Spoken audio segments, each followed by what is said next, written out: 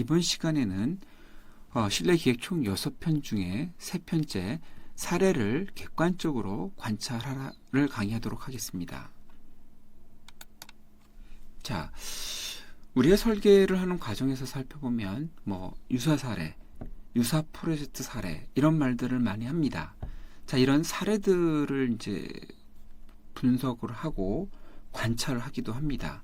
그러면 왜 객관적으로 관찰해야 되고, 그리고 보는 것이 아니라 조사하는 것이 아니라 관찰하라고 얘기했는데, 이번 시간에 객관적으로 관찰하라가 무엇인지를 한번 여러분들과 같이 고민하는, 그리고 제 생각들을 전하는 그런 시간을 갖고자 합니다.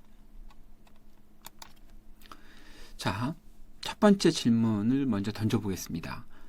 정확히 사례 분석이 뭐죠? 어느 날 학생이 저한테 이런 질문을 했습니다. 자, 이 강의를 듣고 있는 여러분들도 한번 생각을 해보세요. 사례 분석이 뭡니까? 여기 실무 경험이 많은 분들도 있을 거고, 학생들도 있겠지만, 우리가 흔히 알고 있는 사례 분석은 그거 아니야? 이렇게 얘기할 수 있겠지만, 이 안에 정확한 분석 내용들이, 그 다음에 사례라는 정의가 있습니다. 자, 문헌을 좀 찾아봐서 말씀을 드립니다. 이런 사례는 실내 건축 도서, 현장 답사한 내용들, 선행된 유사 사례들을 말을 한다고 합니다. 그래서 사례 분석은 사례를 통해, 여기서 제일 중요하죠.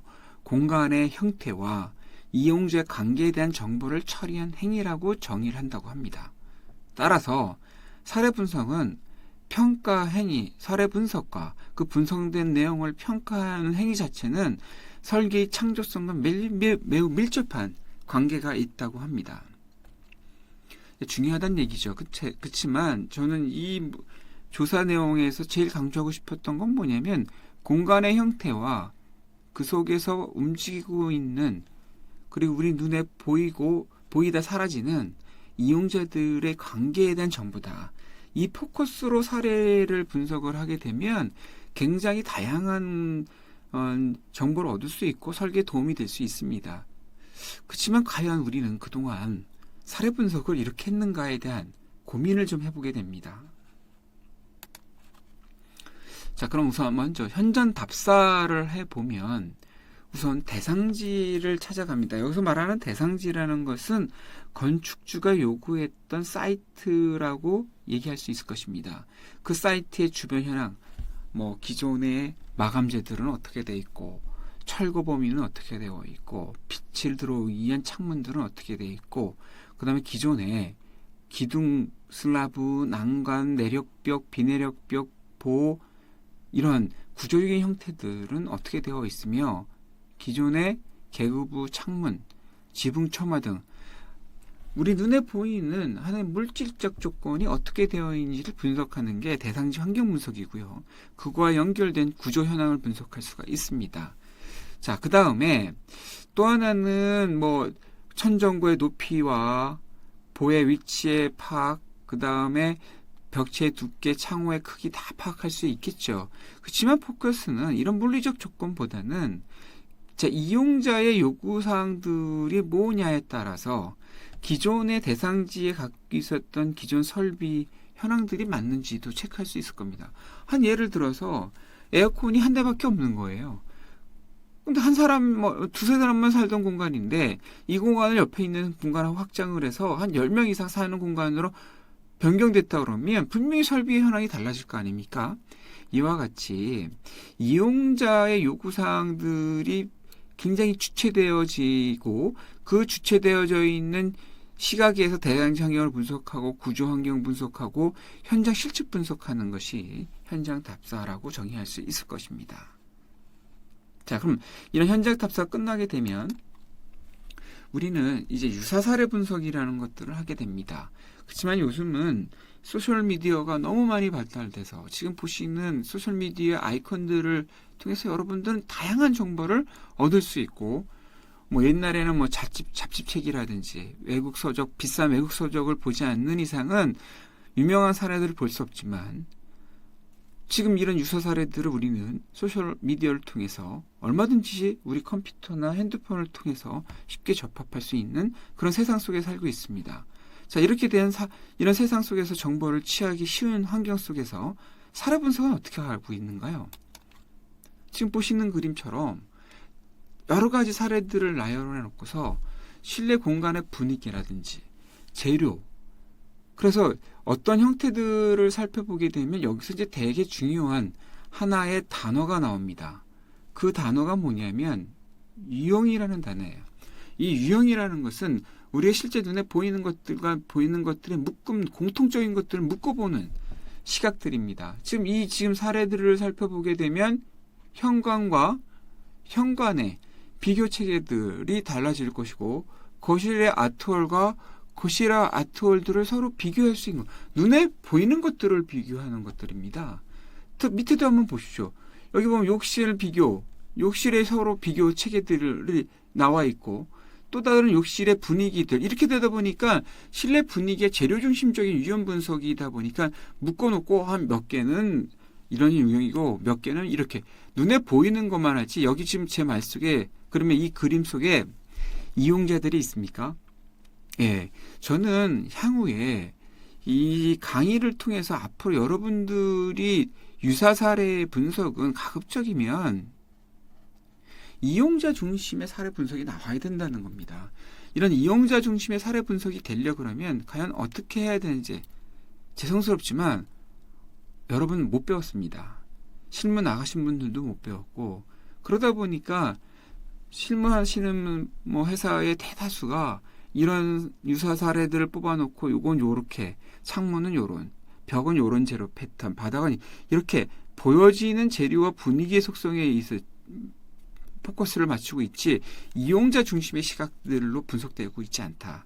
따라서 저는 이 사례를 객관적으로 관찰하는 이 수업 시간에 이용자 중심의 시각에서 사례를 분석하는 방법들을 여러분한테 좀 강조하고 싶습니다. 어떻게 강의하는지 그런 것들을 추후에 강의 후반에서 강조하는 내용을 좀 귀담아 들어주시기 바랍니다. 그래서 정리해 봅시다. 기존 사례 문제점은 우선 제일 첫 번째는 개인의 경험과 직관에 의존해서 자기가 사례를 조사하고 해석한다는 겁니다. 그러다 보니까 대부분이 자기 개인적인 미적 감각에 의존해서 예쁜 것들을 뽑아내는 사례 중심이 만들어졌고, 그 사례들을 뽑아가지고 모방하고 답습하는 반복적인 작업으로 집중되는 게 현실입니다. 그래서 사례 분석이라는 것은 다시 정의를 하게 되면 공간과 이용자의 관계를 관찰해야 되는데 이렇게 관찰하지 못했어요. 그래서 눈에 좋게 보이는 것만 나열하는 그 유형에 이렇게 분류하는 결과들이 지금까지 나오고 있는 겁니다. 따라서 향후에는 디자인 사례를 보는 대상, 즉 예쁜 것만 찾는 대상에서 관찰의 대상으로 전환될 필요가 있다는 것이 제 생각이고, 제가 여러분한테 가르쳐 드리고 싶은 내용입니다. 자, 그럼 여기서 질문이 하나 또 나올 수 있습니다. 사례를 보는 것과 관찰하는 것에 차이가 있단 말인가?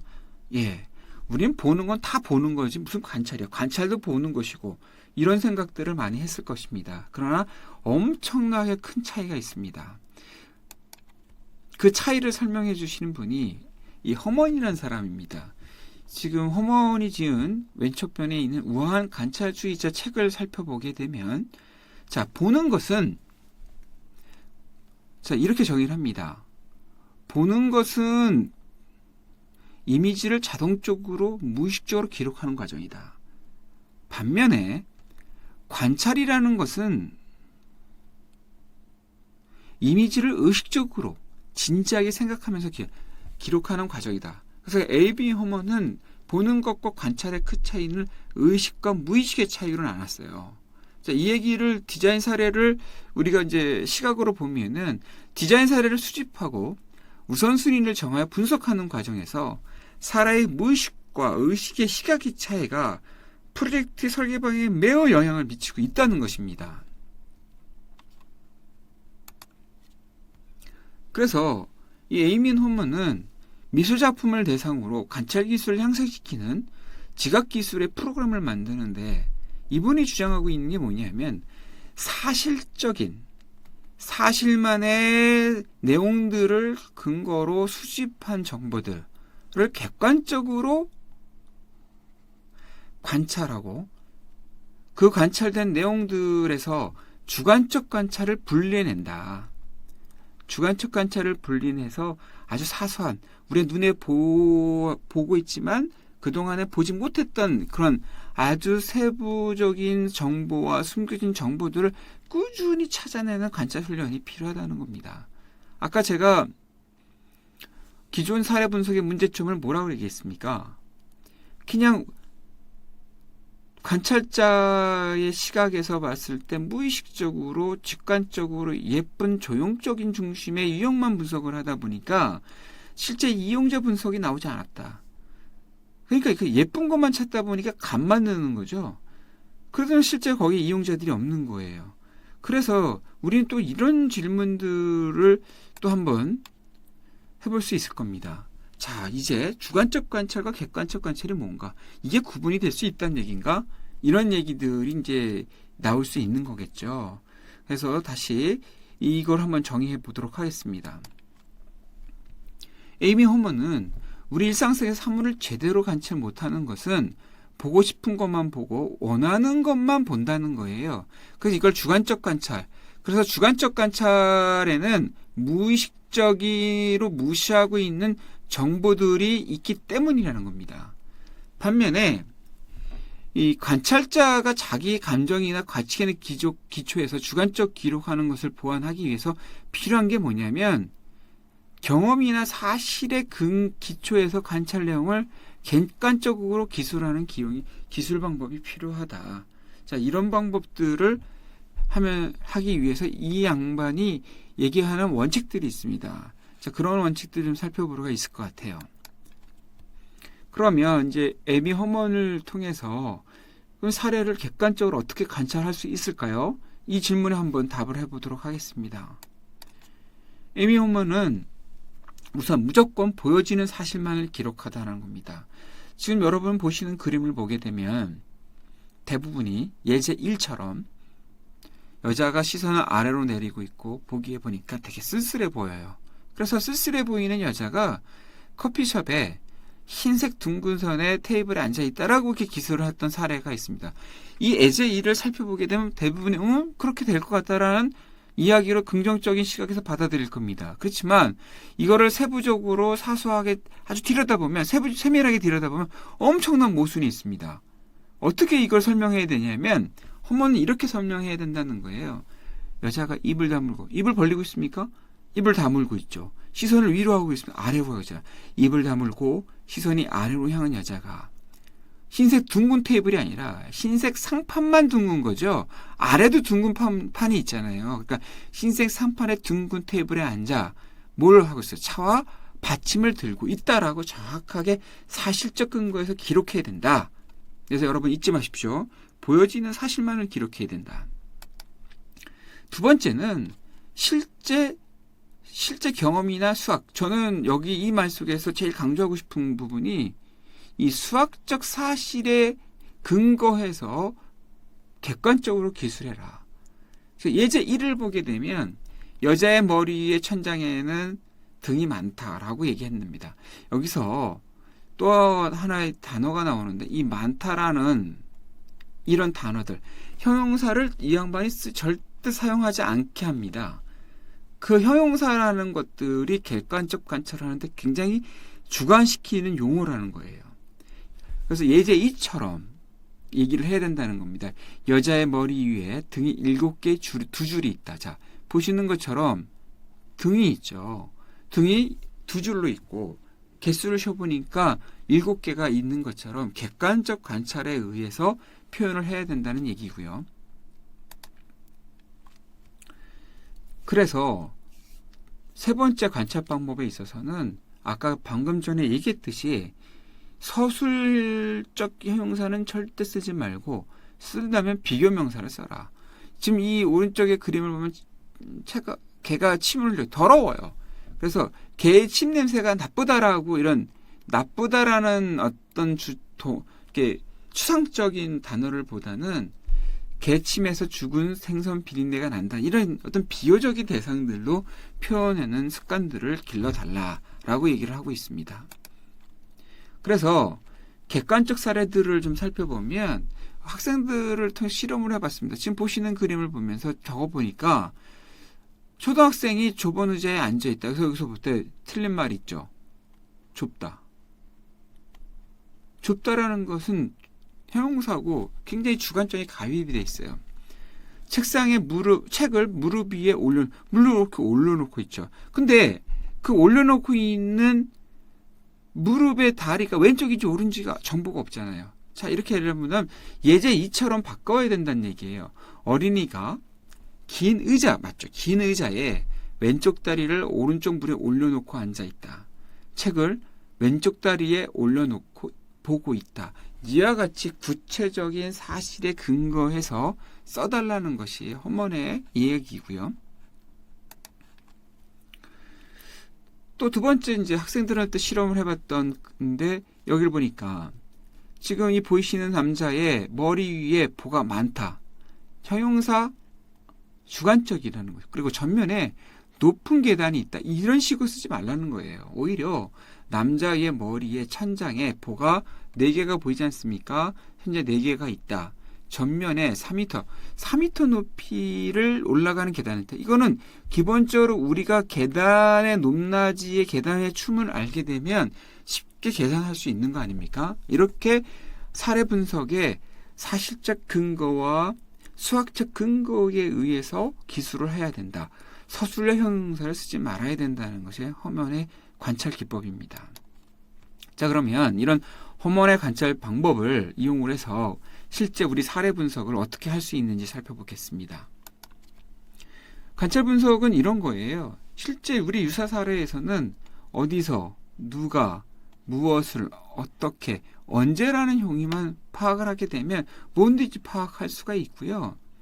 이거를 건축적 요소들과 비교해 보면 이런 거죠. 어디는 기능과 연결이 되고요. 누가는 그 유사 사례에 사람이 있든지 없든지 가상의 인물, 사용자와 연결되고, 그 다음 이용자와 연결되고, 무엇은 그 속에 있는 가구나 재료나 형태들이 있을 것이고, 어떻게는 사람들의 움직임과 연결될 수 있다. 자, 이렇게 제가 재응용을 해본 겁니다. 응용해 보면 지금 사례 한번 볼까요? 이 사례 한번 보면 여러 번 한번 보세요. 이 사례를 보게 돼버리면 책들이 있고 소파들이 있고 보이시죠? 그러면 이건 어디입니까? 열람실에서. 자, 근데 책상들의 유형들, 의자들의 유형들, 스트로 의자들을 보니까 대상이 초등학생이 맞지 않습니까? 근데 소파지 않습니까, 이게? 소파에서 뭐합니까? 책을 읽는 거잖아요. 그러니까 그럼 결과적으로 이걸 다 연장해서 하나로 읽어버리면 열람실에서 초등학생이 소파에 앉아서 책을 읽는, 이런 식으로 사례 분석이 나올 수 있다는 거예요. 자, 이케아의 찌라시 하나를 갖고 옵니다. 자, 이거 한번 보시고 관찰해 보세요. 이 그림을 살펴보게 되면 어딘 것 같아요? 우리가 볼 수 있는 몇 가지 근거들이 있죠. 이젤도 있고 그림도 있고 그 다음에 여러 가지 미술 도구품들이 있다는 거 보면은 아뜰리에 작업실일 것 같아요. 작업실이라고 그러면 지금 여기에 사용자는 없지만 화가가 있는데 그 화가를 증명해주고 있는 사람들이 있습니다. 그림들이 있어요. 자, 이 그림들을 중요시 여기서 살펴보면 자, 이렇게 설명할 수 있을 겁니다. 작업실에서 화가가 자, 이젤이 보이죠? 근데 이 사람은 어떨 겁니까? 하늘과 구름을 그린다는 거죠. 하늘과 구름이 있잖아요. 그리고 여기 지금 보이지 않지만 여기 보이시는 여기 시계가 있잖아요. 시계를 9시 40분에 이런 장면들을 놓고 분석해 놓으면 이렇게 분석하고 나서 그려보세요. 한번 그려보면 그 이미지 사례들이 스쳐 지나가는 것 속에서 그려질 수 있다는 겁니다. 그래서 마지막으로 객관적 분석 사례들을 살펴보게 되면 왼쪽 편에 있는 이미지들을 전과 후의 관계로 연습을 시켜보니까 결과적으로 우리 학생들이 굉장히, 그리고 실무하시는 분들도 굉장히 많이 자기 주관적 관찰에 의해서 사물들을 그 다음에 사례들, 이미지들을 분석하고 있다라는 것을 우리가 볼 수가 있습니다. 그래서 제가 이 강의를 통해서 여러분한테 강조하고 싶은 것은 객관적 시각에 의해서 할수록 훨씬 더 많은 것들의 정보들을 우리가 받아들일 수 있다는 것들을 이 수업 시간에 좀 강조하고 싶고, 제 수업을 통해서 한번 실천해 볼 수 있는 그런 계기가 되기를 바라면서 수업을 마치겠습니다. 여러분 수업 들어주셔서 감사합니다.